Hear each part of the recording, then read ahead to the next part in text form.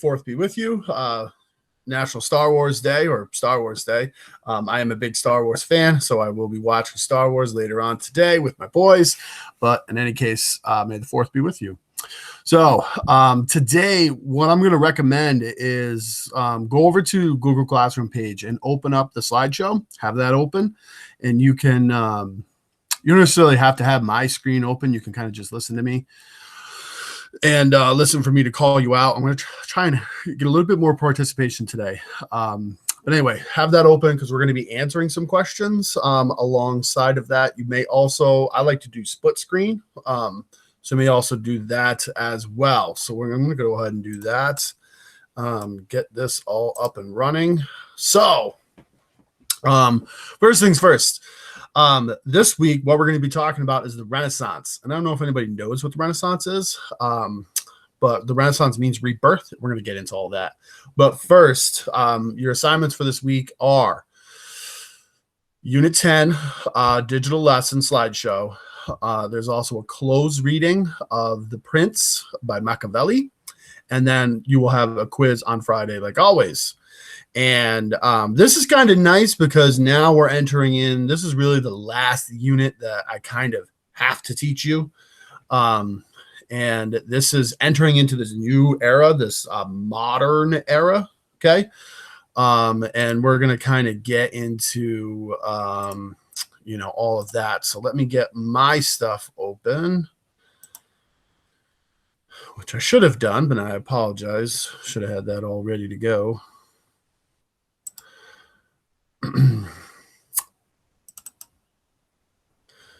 All right. Well, I hope everyone enjoyed, while I'm doing this, I hope everyone enjoyed this weekend. I certainly did. Went out and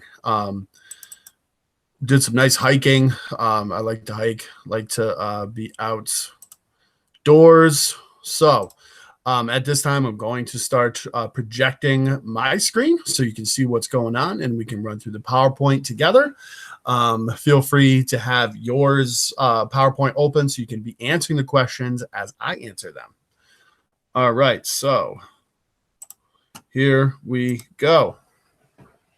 I think we're kind of all getting a little bit used to this digital format, so to speak.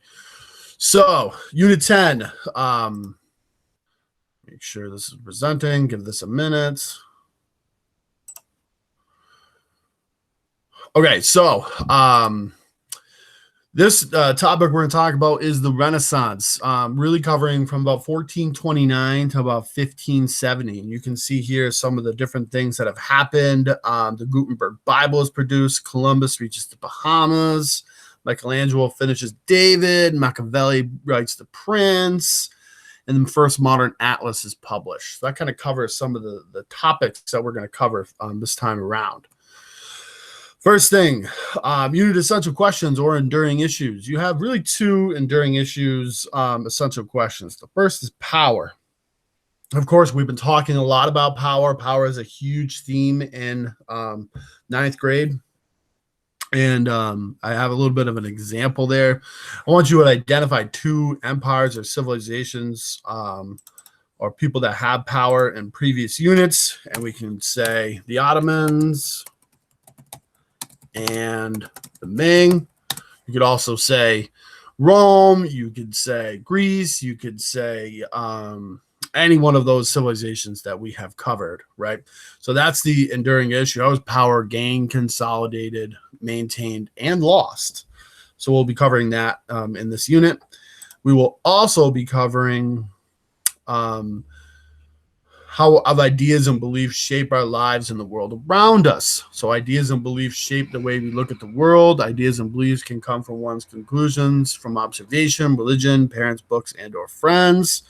An example, when I was younger, my parents had told me that roller coasters are dangerous. And yesterday I saw a report about someone who fell off one and died, so I won't ride them. So this is these ideas and beliefs that kind of shape our world, okay? So I just want to make sure if you have any questions, unmute your microphone and go ahead and ask me, or I'm just going to keep going along. All right, so two belief systems that we have talked about, and these are really two that's going to kind of come up: Christianity and Islam. are really the two big ones we're going to talk about this unit, because they're going to kind of have to do a lot with what we're going to talk about, especially Christianity. We're really going to get into Christianity next week. All right. Key terms. Some of the key terms that you're going to, and I didn't do a vocabulary this time around because a lot of it was repeat. But here's some subject vocabulary that you're going to have. First of all, Renaissance. What is Renaissance? It means rebirth. Okay, it's a time period from about the 1300s to the 1500s in which Europe had a great development, art, literature, and the sciences. Okay, we're going to get really into specific about that. Humanism. What is humanism? Humanism is a topic you're going to need to know. You need to know this. I emphasize it a lot, and it really has a lot to do with what we're talking about today. Okay, so humanism is a new way of thinking and developed over time. It emphasized the individual and the now and the liberal arts. Okay, so we're going to get into that. Indulgence, recant, Protestant Reformation, heliocentric. We'll get into those next week. But really today we're going to talk about Renaissance and humanism. Okay. So first kind of interactive part of this, and I'll kind of I'll give you a moment to think about this. Early modern period. So the early modern period was a time in which Western Europe and Russia gained substantial power and wealth for the first time since the fall of the Roman Empire. Western Europe and Russia entered into golden ages. Okay. And included cultural movements called the Renaissance, rebirth, innovation, and science, the scientific revolution, intellectual movement called the Enlightenment, which you'll learn about next year. Many of these ideas and innovations came through the region through cultural diffusion. Also a period of absolute monarchs who waged war on one another and religious upheaval from the Protestant Reformation. And then the greatest impact of this period resulted from the European age of exploration, where beginning with Columbus, and we see the New World being explored. So my first question is, and go ahead and unmute your microphone if you want to answer this. What do you think when you read the word modern?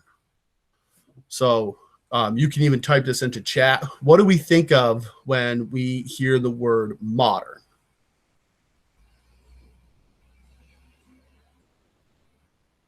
And you can type that right into the chat. You don't actually have to unmute yourself or have your screen on. Okay, new. Is that updated? Updated? Yeah, new, updated, these new ideas.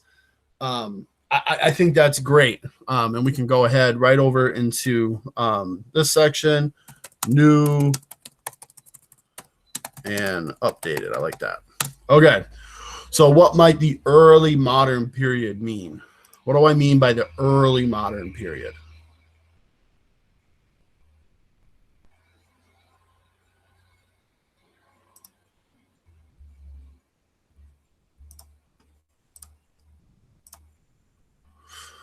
And go ahead and type that into the chat. What do I mean by that if it's early modern?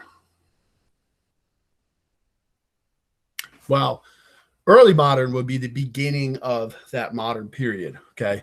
I know modern history doesn't really make a lot of people say it doesn't really make sense, but when I'm saying modern history, I'm here talking about 1500 to the present. That's modern history as opposed to ancient history. Okay. Before I forget, right now, so we can take attendance, I want everyone go into the chat and type "I'm here," so I can get your attendance for this. Okay, you want credit for being here? Type "I'm here." Awesome, thank you very much. Everybody's here. Okay, well, not everybody, but some people are here. All right. So early modern, what do I mean by early modern? Well, I mean beginning of the beginning of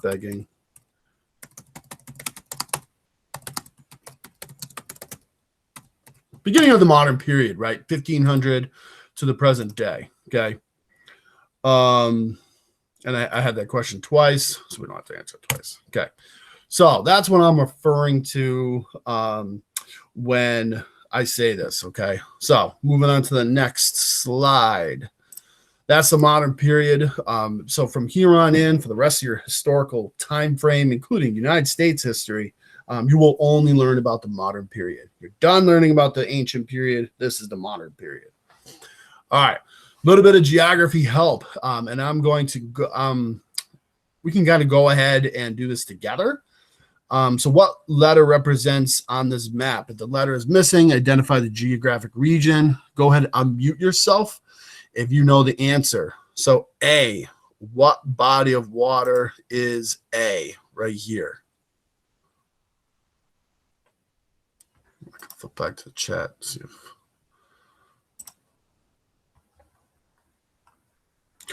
No, that is not the Pacific. Good guess, Miles. That is the Atlantic. But I is the Pacific. Okay. What about D? Anybody know? Type into the chat. What is D? We're looking here. This area right here. I'll try and flip back and forth. But anybody know what D is? What is this? And go ahead and unmute yourself and speak so I don't have to keep going back and forth. What is D right here? And the Mediterranean? It is the Mediterranean. Very good.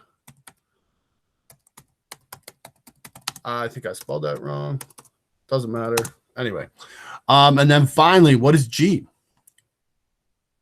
This one's, I think, is easiest to remember because it's right underneath F, which is... Anybody know? What is G? Right in here. What ocean is it? Indian? It is the Indian. Very good. All right. Pacific is I. East Asia. Where are we talking about East Asia? Well, that would be East Asia. I don't even think it has a letter on there, but we can skip that. South Asia is F. That is F. North Africa is C. I want to move on here. Europe is B. Ottoman Empire is E.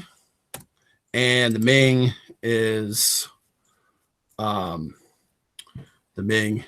H. I think I meant the East Asian C, which is I. Can also be I as well.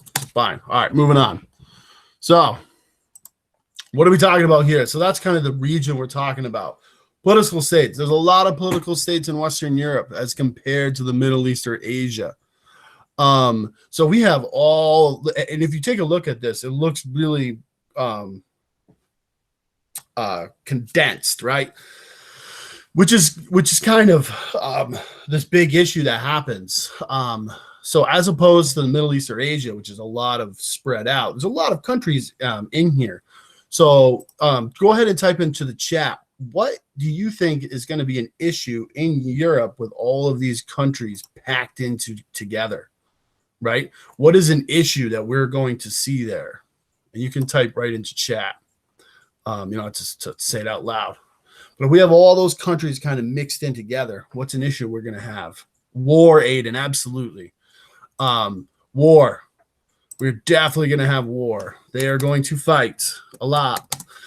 So from this period up until 1945, it'll be near constant warfare. There'll be a couple hundred years of peace, but a lot of warfare from this time until then, right? All right. Kind of moving along.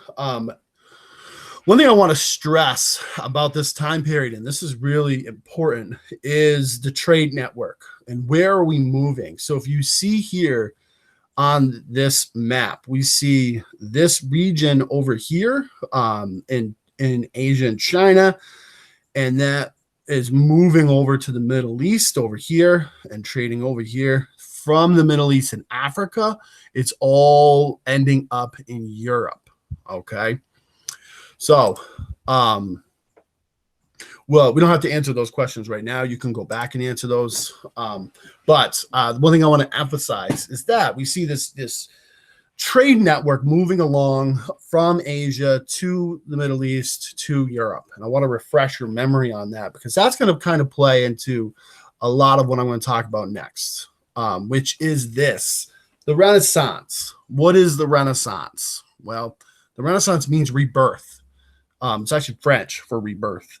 It's a cultural movement in the 14th and 17th centuries, during which European artists, scientists, scholars were inspired by the classical achievements of the Greeks and the Romans, which they became aware of through ruins, kind of going back and digging up those ruins, and Greco-Roman texts preserved by Islamic scholars.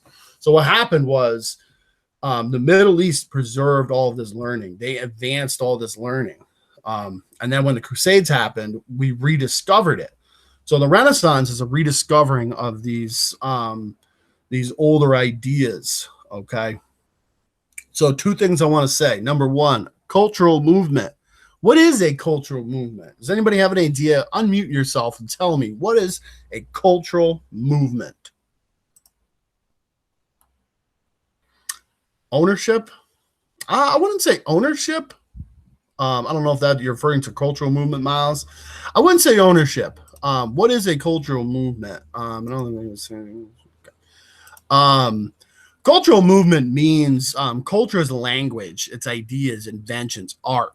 Okay, and the movement is a change. It's a change in ideas and art. Two examples I give, and I don't know if anybody remembers this. I don't know. Are you guys too young for this?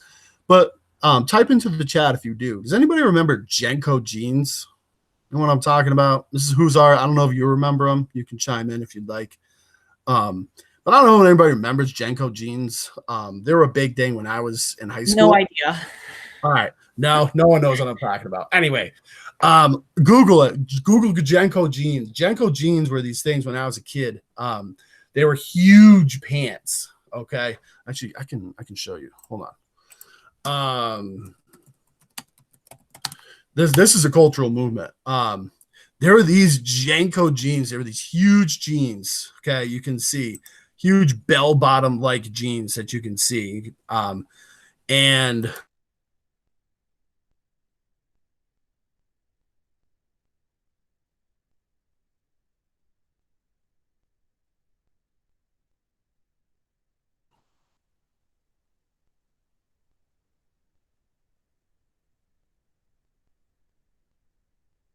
hold on, sorry.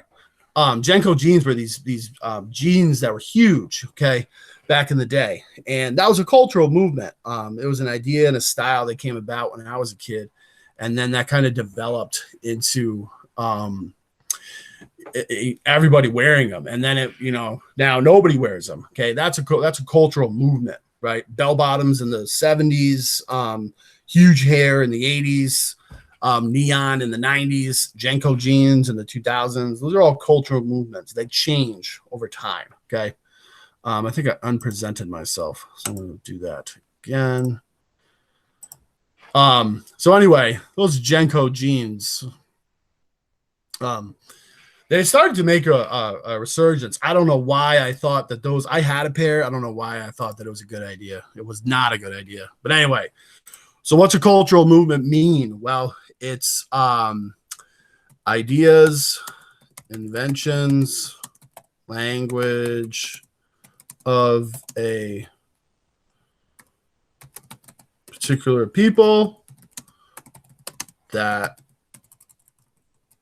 is a change in history. Okay.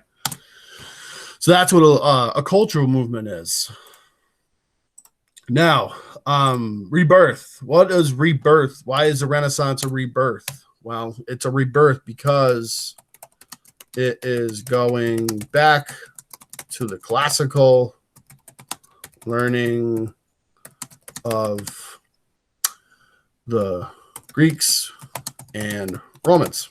Okay, that's why it is this movement, right? This cultural movement, rebirth of all these ideas. We're going to kind of get more into this. Okay. All right. So, what do I mean by that? Well, Renaissance is a rebirth because it's rebirthing these European styles. Okay. What do I mean by that? And actually, I can show you what I mean by that. I'm going to make this bigger so you can really see it. All right. So, all right.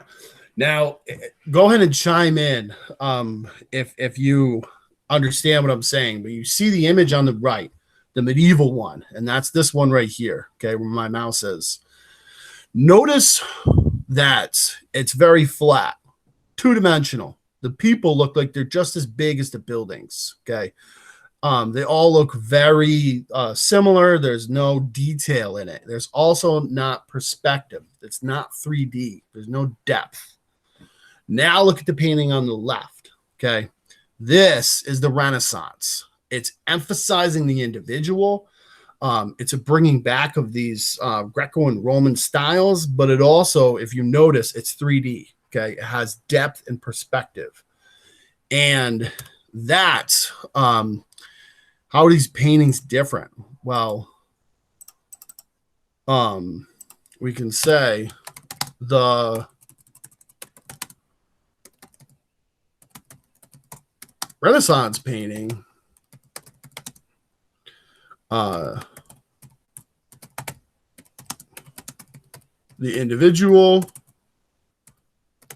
and has depth and perspective. Okay, that's the big difference between these styles, and that is the idea of the Renaissance. This emphasis on these older styles and going away from this medieval style of painting, okay, and art and architecture and literature, more into this Renaissance style. Okay, and I'll give you another example. You can see here the top right is a medieval painting. And you can see how it's the people look huge. They look just as big as the walls. Then down here, this is a painting by, I believe, Michelangelo. And you can see there's so much detail. Okay. And there's so much. Let me present this so you can see it really well. So we see down here this emphasis on these individuals, this emphasis on all these people, the depth. You can see 3D, a lot of detail. I mean, you can spend all kinds of time on that. Okay, so that is the difference in the Renaissance. Okay, this rebirth of these classical styles. All right. So, tracing the big ideas, and I'm gonna let you do this on your own.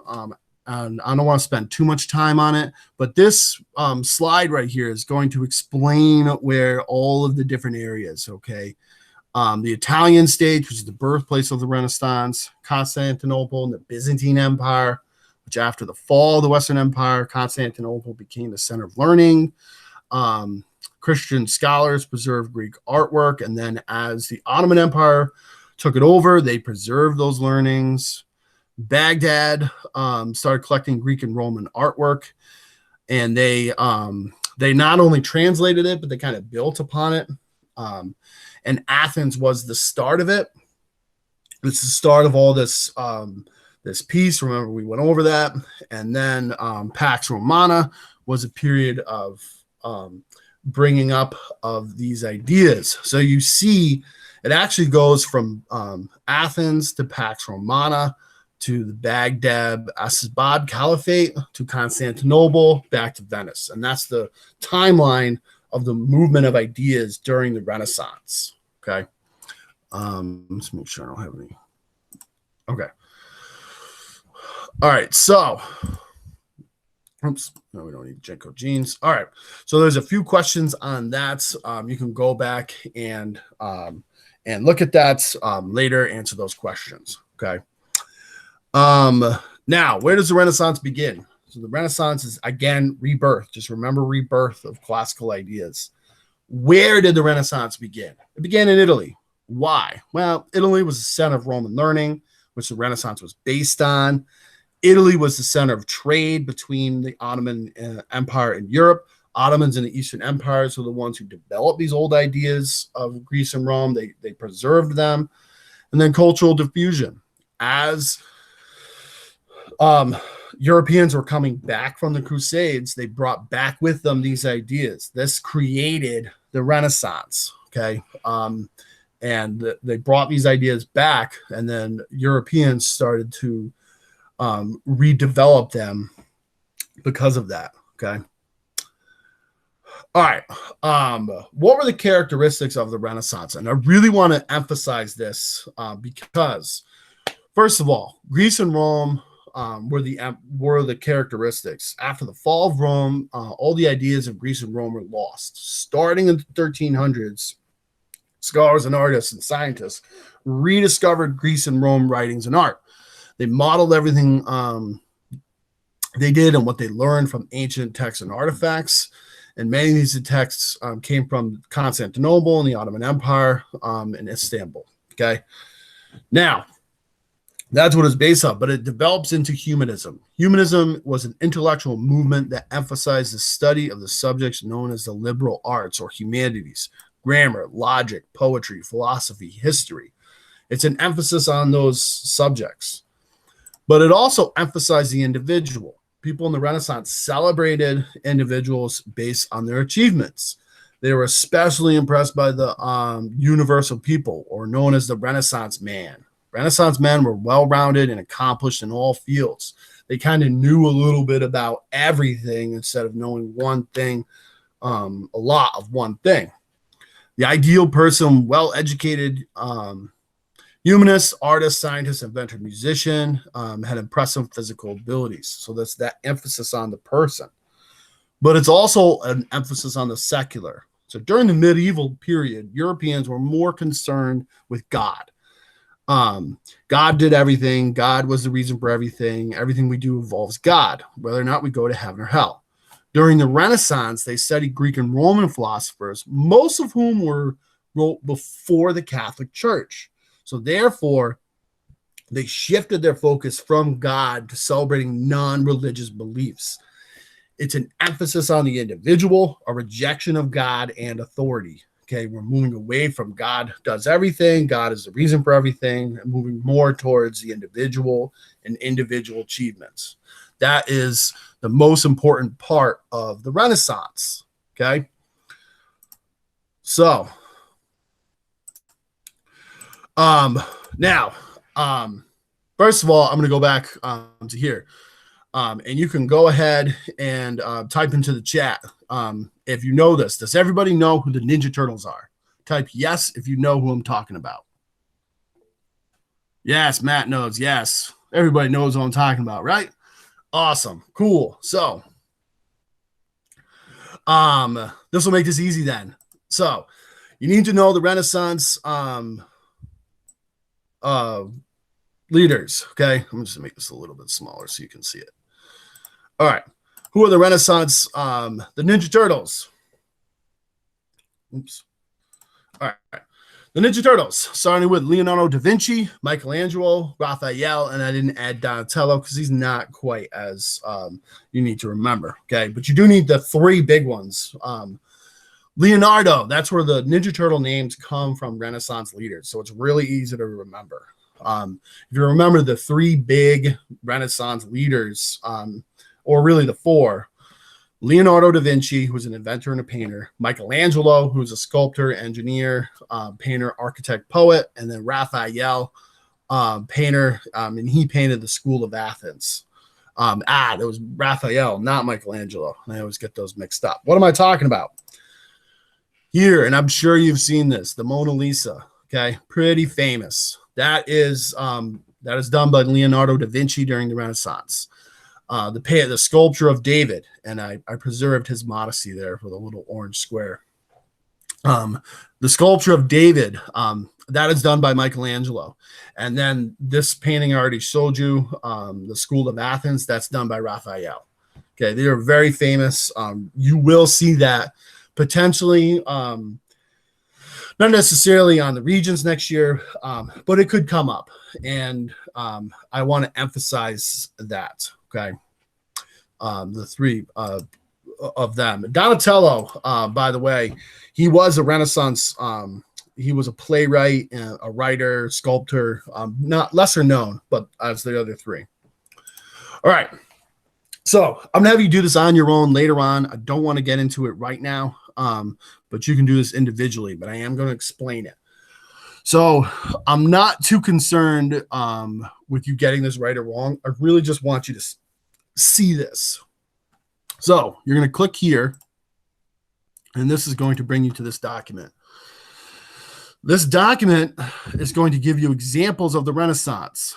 And it's the little explanations are going to explain how it's an example of the Renaissance, right? So let me give you an example as this loads. So if we scroll down, Renaissance, School of Athens. How is this an example of the Renaissance? Well, the Renaissance not only is an emphasis on Greek and Roman learning, but also an emphasis on the individual. And you can see that Raphael has actually put into this painting individual people, Plato, Socrates, Raphael, you can see right there, okay? So that's an example of not only, we can go back here, Greco-Roman influence, but also emphasis on the individual. So I would want you to put those, you can go ahead and put example 3 right into here, okay? Example 3. So that's what I want you to do. I don't really care if you get these wrong. I really just want you to see what these Renaissance examples, read it, look at it, and kind of go in there and take a look at that, okay? All right. Anybody have any questions on that?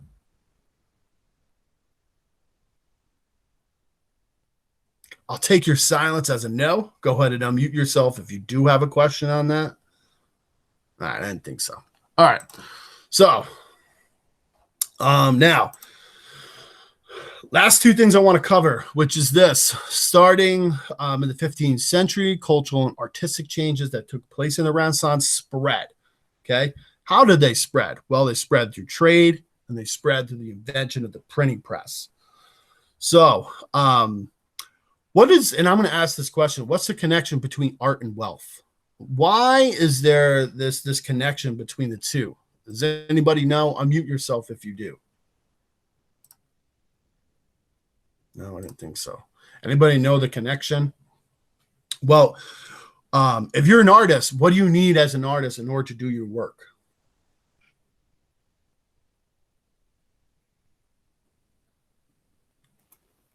Money. Yes, thank you. Cake? I don't know about cake, but you need money, right? Well, so what's the connection between art and wealth? Wealth helps to create art. Okay.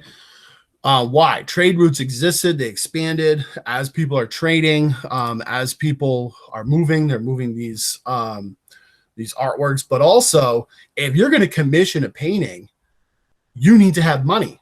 Okay. You look at any painting, anything everywhere, you need money in order to do it. So we create this wealthy class of merchants who pay artists to make artwork. Okay. So that's the connection. First of all, so as people are getting more wealthy, they're starting to spread this art and artwork. But also the big reason is this. Number 2, the printing press. Johannes Gutenberg in 1300 invented the printing press. Okay. So papermaking and printing and technology reached Europe and China from the Middle East. Papermaking had contributed to golden ages in China and the Middle East, and to the preservation of Greek and Roman learning that had been lost, right? Earliest books were written on scrolls. However, most books have been produced bound at one edge, okay? So lead of it. Okay. Even small books would have taken months and months to create, okay? And then Johannes Gutenberg creates the printing press, okay? The printing press takes block lettering and then is able to mass produce books. Books become cheaper, everyone can read them, and the ideas spread more quickly, okay? So the Renaissance is able to spread because of this printing press. Okay. And you can see in this image here, it's like mass production of this. They could make one book in this very short amount of time. So they can produce hundreds of books in the same time it used to take people to produce one because of this mass production. This is huge. And this helps to spread all the ideas of the Renaissance. Okay. So last thing I want you to do, view this video and then answer the questions on the right. You can click and play the video directly into the slideshow right there. Okay. So I'm going to go back to everybody. Does anybody have any questions on any of that? Please tell me yes or no in the chat section. I want to make sure I hear from everybody. The big emphasis on the Renaissance is the rebirth of these ideas. If you know, rebirth in humanism, but also the invention of the printing press. Okay. Modern information starts with the printing press. And that's how we're able to spread out all of these ideas. Watch that video. It's got a lot of information in it. Okay. All right. Last thing I want to go over today, which is this. This is a little bit hard. So I want to go over the first part of this and I want to show you how this is done. Okay. So you're going to do a close read on the prints.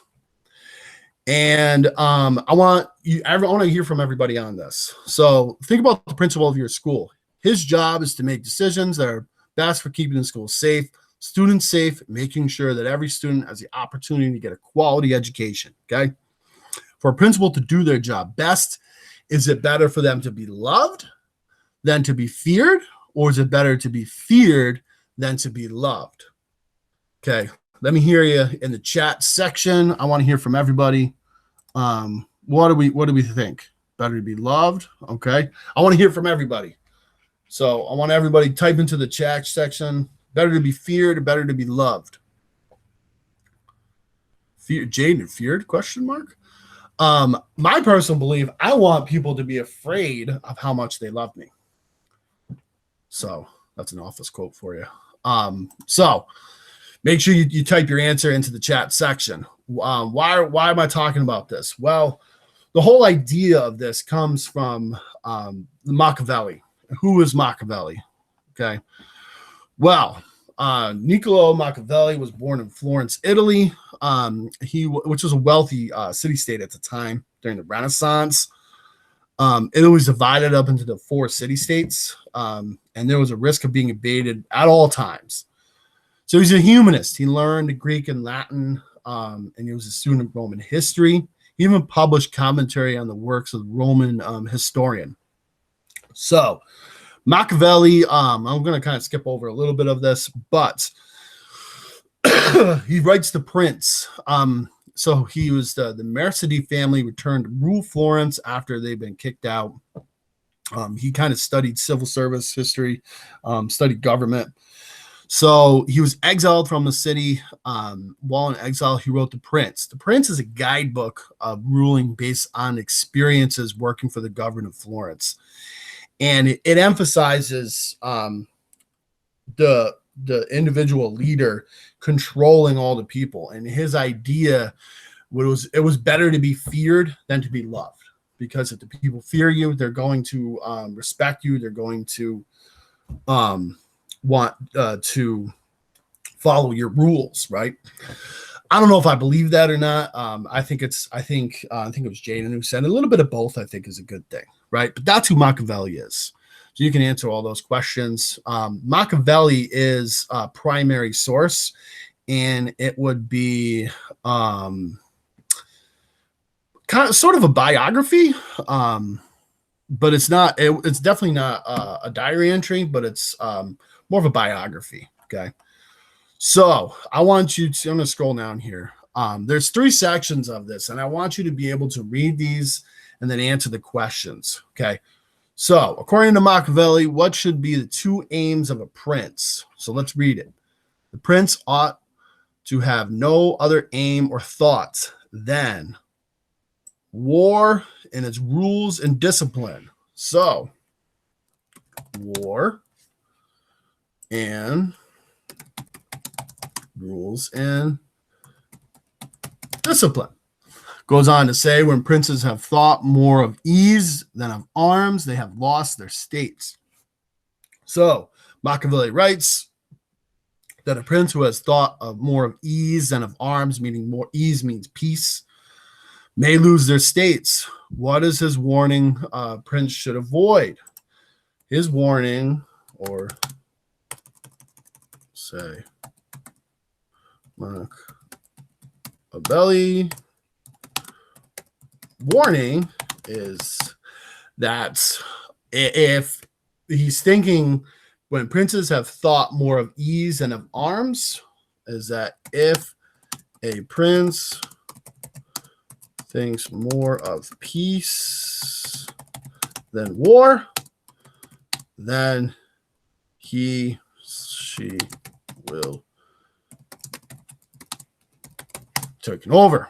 Okay, that's what he means by that. This is a little tough, especially the second part, little bit of a toughie, but I think all of you can handle it.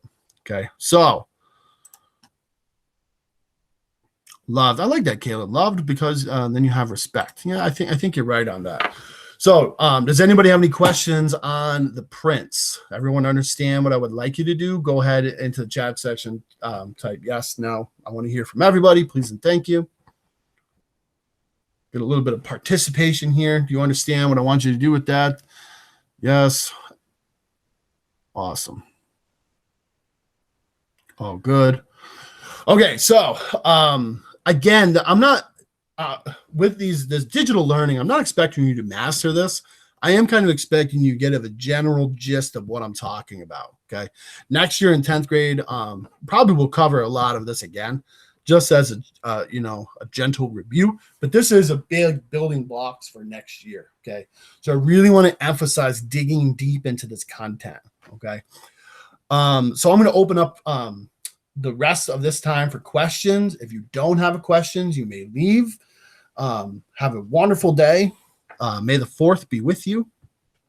If not, please, you may unmute yourself, turn on your camera, and you may say hi. You may ask me a question, any of that. If not, I would like to say good job. I think you guys are all doing a great job. I thank you for coming. That makes me happy. Yes, Jillian, have a great day.